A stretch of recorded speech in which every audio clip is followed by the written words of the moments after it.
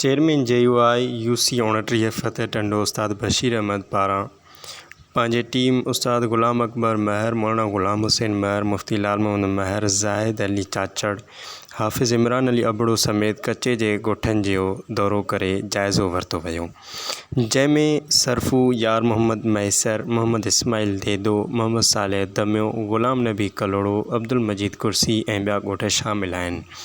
बंद ते डॉक्टरनि जी टीम सां बि मुलाक़ात कई वई। वधीक चवणो हुयो त असांजे UC में 5 ॾींहं फ़तेह टंडो, खाही, सरफू, चक, उस्तो अब्दुल हक़ शामिल आहिनि। 3 ॾींहं सरफू, फ़तेह टंडो, उस्तो अब्दुल हक़ बंद जे अंदरि सैलाब हेठि आहिनि।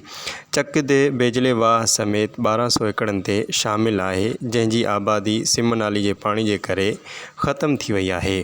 अलबत्ता हिक दे खाही जेका पाणी न हुजण करे सहारनि जो फसल सुकी सड़ी रहियो आहे। मुक़्तदिर क़ुव्वतूं वज़ीर आला Sindh DC Shikarpur, chairman district Shikarpur खां मुतालबो कयो वियो त असांजे ॻोठनि में घरनि जी सर्वे कराई वञे ऐं थियल नुक़सान जो इज़ालो कयो वञे। बिजली वाह जी पुछड़ी खोटाए सिम नाली सां मिलाई वञे त जीअं बिजली वाह जी 100 एकड़ ज़मीन सिम खां बची सघे। चीफ इंजीनियर गुडू बेराज खां मुतालबो कयो वियो त BS फीडर, रजब वाह ऐं नंढा वाह खोलिया वञनि त जीअं सारियाले पोख खे वक़्ती तौर पाणी मिली सघे। जेकॾहिं मुतालबा न मञिया विया त एहतिजाज जो दाइरो काफ़ी वधी सघे थो।